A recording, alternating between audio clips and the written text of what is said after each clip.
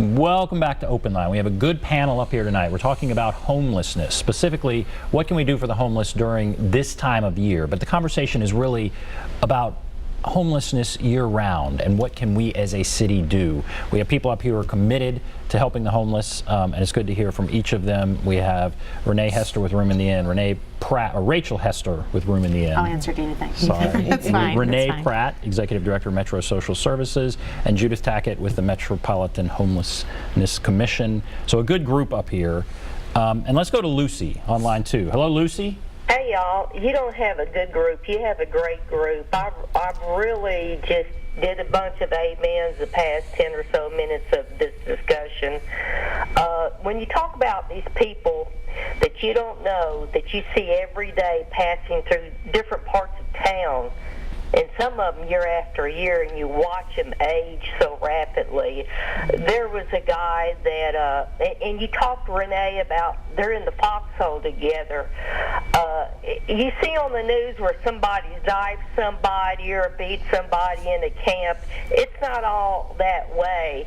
They do have a camaraderie. I remember about 6 years ago, I had met this homeless guy about 10 or 12 years ago. He'd originally come here to Nashville to be a songwriter. In the surge in East Nashville housing prices priced him out, and he became homeless.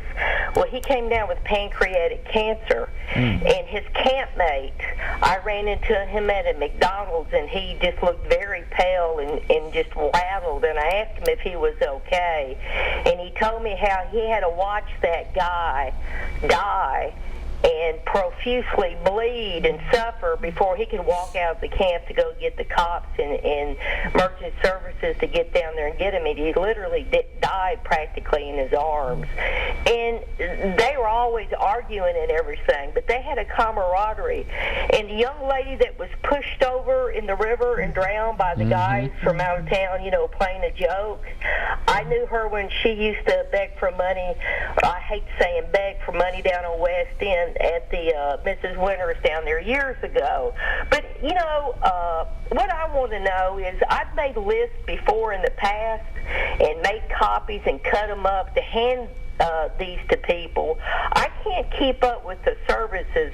I appreciate that the media this year, all media here in Nashville, has gone to great lengths to let everybody know that y'all have changed your cold weather program.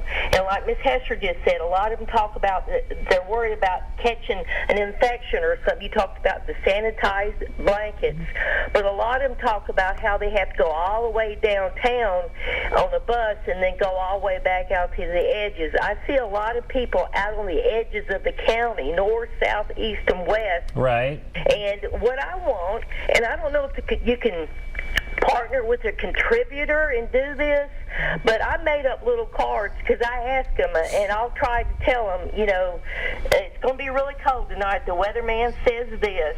So a little card that would give information about all that's out there? I'd be willing to pay. I'd buy 10 of them for 25 cents, 50 cents a piece. All right, well, let's talk about that. So she's saying some way to kind of get that information out. It's ever-changing. It is ever-changing. I think there's two things you can do.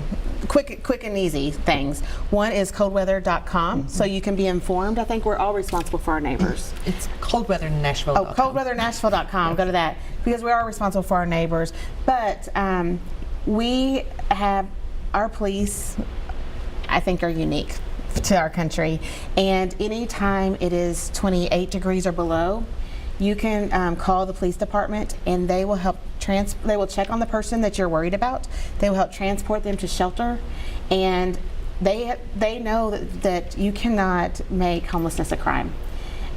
Are there people who have done that? I'm sure there are faults, and people can call about that, but that's not what this show's about. But there are also some wonderful officers on our team, and there are Central Precinct, North Precinct. They have been bringing us people left, right, and center. They brought us somebody at 4:55 in the morning yesterday. But it's just because they found someone and they thought it was too cold for them to be outside. So you can do a cold weather check just by calling the 862-8600 number, and the police will help you. Okay. And the commission gives out a cold weather card as well. So when you go into encampments, when you come across people, there's a card to tell you where to go and where you can get in from the weather. And we do have a phone line set up. It's actually an information line for people that don't have internet to really, it's 615-800-0195. And it's just an information line, what's open that night. Lucy, did you want to add something?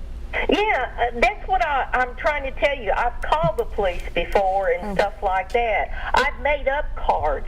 I would be willing to pay somebody that sells a contributor 25 cents a card or 50 cents a card to keep them with me, to hand them out when I'm trying to get somebody to go into shelter when it's going to be 20 degrees that night. That's all I want to say. Can you partner with a contributor to sell those cards? I don't mind raising money for anything like that. I just keep printing them out, and now it's out of date 6 months later. You see what I'm saying? I do. Okay, all right.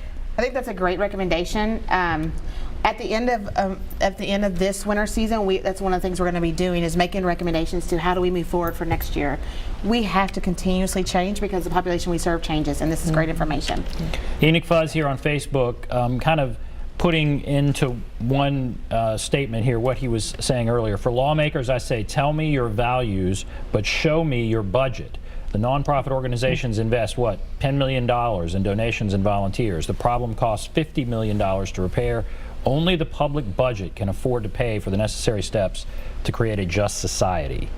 That's from Enoch Fuzz. Anybody want to comment on that? No, he can do. He can can- pass the offer and play next. He can do that. Yeah, he can. All right, Yeah. we're going to take a break. If you want to call in, there's the number, 615-737-PLUS, 615-737-7587. If you're on the line, hold on. We'll get to your call. Also commenting on Facebook. I'm reading some of the comments. We appreciate those. We'll be back right after this.